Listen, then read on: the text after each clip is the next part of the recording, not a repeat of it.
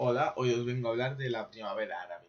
Ese conflicto que a menos de que hace poco tiempo estuvierais viviendo bajo piedras o luchando contra acné, habríais vivido puesto a que bombardearon a todo Occidente con la publicidad y con todas las cosas que sucedieron en el conflicto árabe, que si Gaddafi por aquí, Gaddafi por allá, que si Egipto hay tal revuelta, pasa esto en Túnez, han encontrado no sé cuántas riquezas, etc.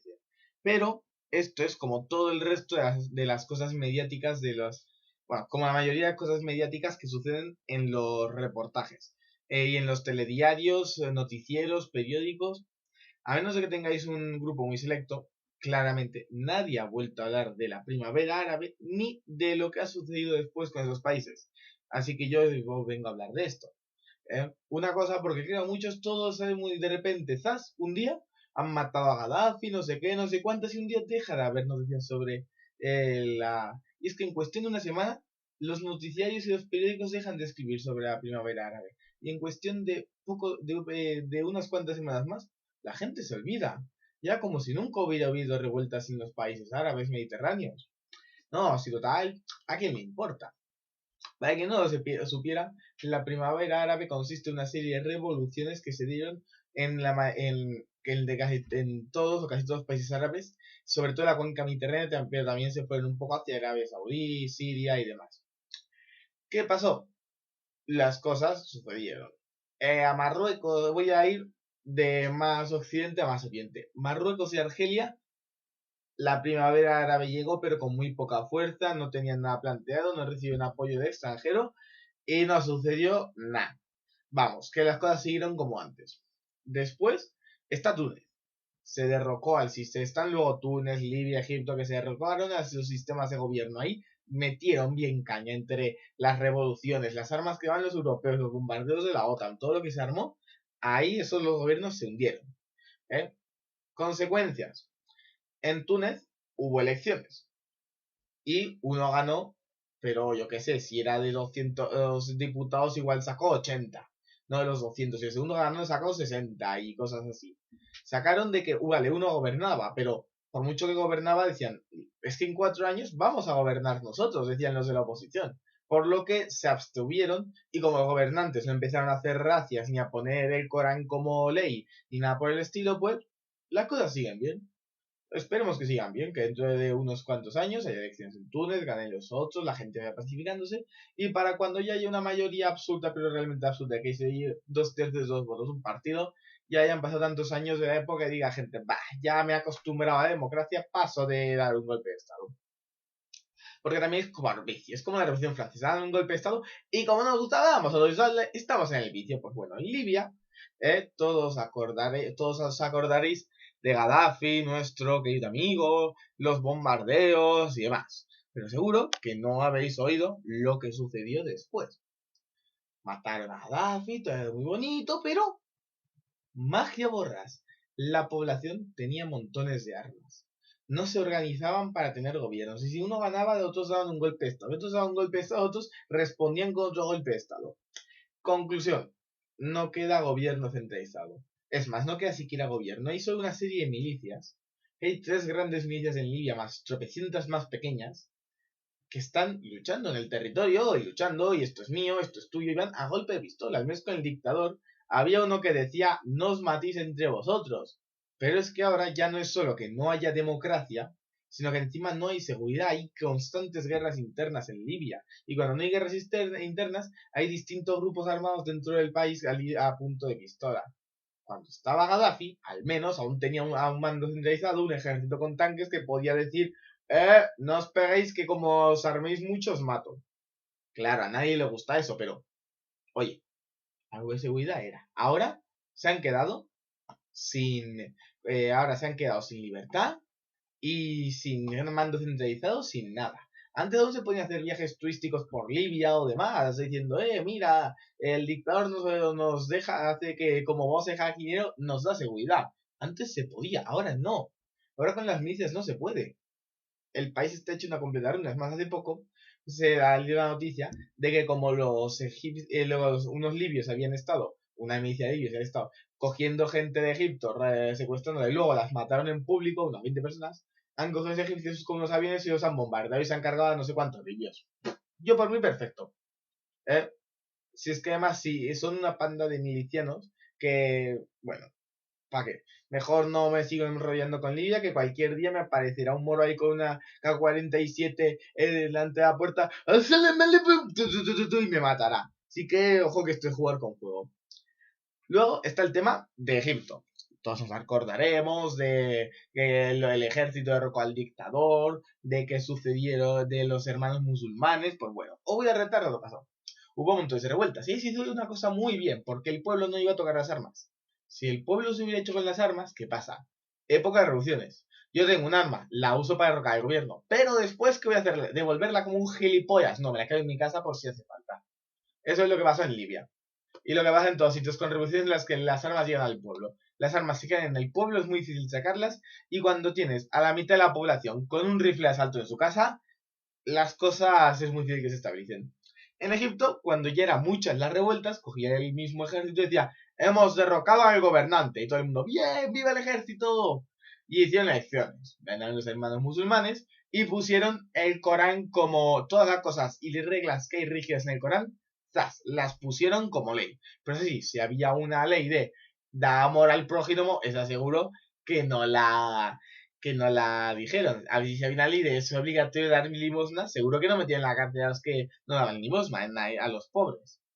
Pero luego, eso sí, las mujeres con burka, montones de cosas no obligatorias, cristianos, judíos y demás religiones perseguidas. Consecuencias, revoluciones, como es normal. La gente ya le ha cogido el gusto a la revolución. Ya que nos hemos revolucionado una vez, vamos a revolucionarnos otra vez. Y en los hermanos musulmanes, matad, matad, matad, hacía genocidios, y el ejército dijo, a la porra, hemos derrocado al gobierno. Y puta, bien, viva el ejército egipcio. Cogieron a 800, juzgaron a 800 por asesinato y los juzgaron respecto a los derechos humanos, de tú a decirle a alguien que los derechos humanos no son internacionales, y a los 600, 800 que mataron de los cabecillas, eso se ven como asesinato y actos y tal, todas esas cosas que se dicen tan bonitas, y los condenaron a muerte. Los mataron, y el resto de los hermanos musulmanes se disolvió, pero vamos, que digo un ejemplo, que es que no es decir, hemos matado al líder, no hemos matado al líder, y a los 599 cargos que había por debajo. Vuelve a ponerte tú en la cima, chaval, o en detrás que no te vas a salvar.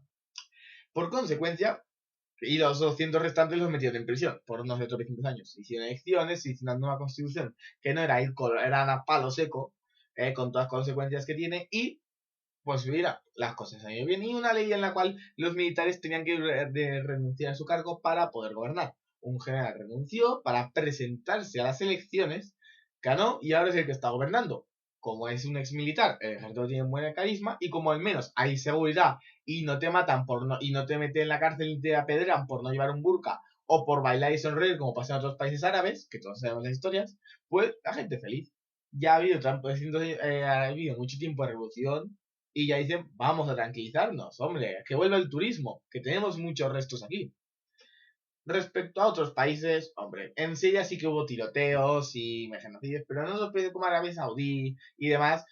¿Qué quieres que te diga? Llegaban los revolucionarios, el primer día sacaban los tanques, se planchaban a la mitad, otra mitad se iban a sus casas que no volvían a salir en 5 años. Y como eran los que dan el petróleo al mundo, pues ¿quién les va a decir algo? ¿Quién les va a decir? Los estadounidenses, los rusos, los alemanes, ¿quién va a levantar la voz contra el del petróleo que te cierra el grifo y entras en crisis?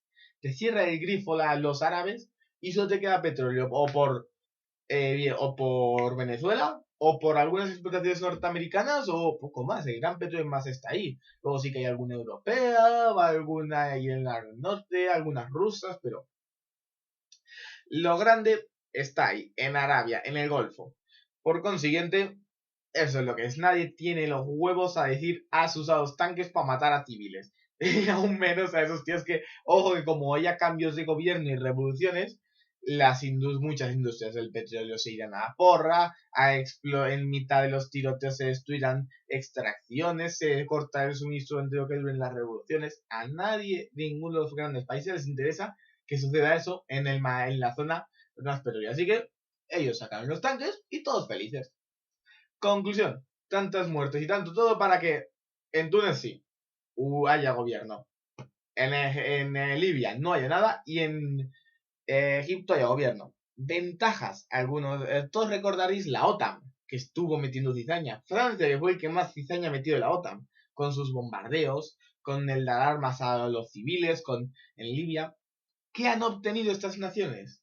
Un punto anteriormente caliente, que eran todos los países árabes que tenías, Marruecos, Argelia, Túnez, Libia, Egipto, los países árabes del petróleo y todo eso, los tenías confinados. Y quitándolos del petróleo, que habían empezado que adoran al dinero en vez de a Dios, tenías un montón de países cerca de Europa y pues, con un montón de población, y ya veías ahí los terroristas que en cualquier día iba a llegar, iba a haber la yihad. En vez de la cruzada cristiana para recuperar tierra santa, no, la yihad para recuperar al Andaluz y después vamos a invadir más, ¿verdad? De tal manera que con esto, como ahora Túnez y Egipto tienen un sistema democrático en el cual están gobernando países laicos y Libia, que es el país del medio, no tiene siquiera gobierno, has desmantelado ese peligro, vamos. Occidente lo hizo muy bien en ese caso. Puede que me estéis mirando mal, decir, ¿en serio? ¿Matar a personas, dar armas, hacer que países se hundan? Así es la vida, chavales. Unos comen y otros se alimentan. Si no, preguntas si no es natural que un león se coma una gacela. Ve tú al león a decirle si no es natural que te morderá. Entonces, tal como van las cosas, la amenaza árabe así destruida. ¿Qué quedan? Marruecos y Libia por ahí, pero que esos dos solos ya no pueden nada. Antes era una amenaza potencial porque si se echaban a la carga, se podían echar otros. Los del petróleo, esos ya te digo, esos no adoran a la religión sino al oro. Sino al oro. En Siria, que no hubo revoluciones ni demás, en parte de Siria y en parte de Irán, se ha creado una nueva pseudonación que nadie la reconoce, pero está ahí, con montones de musulmanes que son de donde provienen estos que hicieron atentado en Francia y demás. Es decir, que gracias a Dios, digo esto, que se cargaron la mayoría de esas zonas, de la zona árabe mediterránea, porque si no, le estarían armando mucho más. Ventajas de eso, pues que ahora, al darse eso en la zona de Siria y de Irak, pues si intenta bajar hacia abajo se encuentra con Arabia Saudí y los Emiratos Árabes Unidos y esos que, como son los del dinero, me vienes con la religión, yo te vengo con tanques y con el apoyo del extranjero, ¿eh? Ya verás lo rápido que acuden Estados Unidos, Rusia, Francia, Alemania. Seguro que todos están encantados de acudir en mi ayuda a cambio de contratos mejores favorables para ellos, ¿eh? O de dinero a palo seco.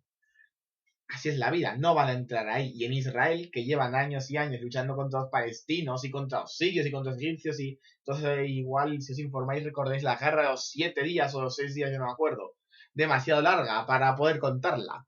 6 días en los cuales derrotaron a los egipcios, derrotaron a los palestinos, derrotaron a los sirios y así también derrotaron a los de Irak, y al séptimo día firmaron la paz, ampliaron su frontera y hostiaron a todo Quisque. Pues bueno, con esos tampoco van a poder, sinceramente. Además, seguro que tienen apoyo de Estados Unidos, puesto que Israel es como un foco, un escudo protector, tipo lo que era el rey, la corona de Aragón en tiempos de Al-Ándalus, para el imperio de Carolingio, el escudo, la protección penaica o algo así, era el escudo penaico o algo raro. Era pues es una serie de reinos cristianos, pues los carolingios les pagaban y cuando iban los moros de Andaluz, iban los del reino de Aragón y les hostiaban. Pues esto igual. Están los de Estados Unidos y demás que son muy amiguetes de Israel, y cuando los moros quieren alzarse a carga, claro, yo me quiero alzar a carga contra los impuros. ¿Qué voy? ¿Me voy a Europa a luchar contra los cristianos o me voy aquí al lado a la vuelta acá a luchar contra los judíos que saben más o menos? Pues voy a por los judíos. Si no pasan de los judíos no van a llegar a los otros. Sí, simple. Así que, una vez dado este tema, espero que lo hayáis disfrutado, que os haya servido para algo, y ante todo no os quedéis en lo que yo os digo si os interesa el tema, investigad y recordad la cantidad de cosas con las que nos han bombardeado los medios de comunicación día y noche, semana tras semana, y de repente desaparecieron, quizás desaparecieron, no se sabe nada. Aquí he explicado las cosas, y bueno, que lo disfrutéis. Adiós.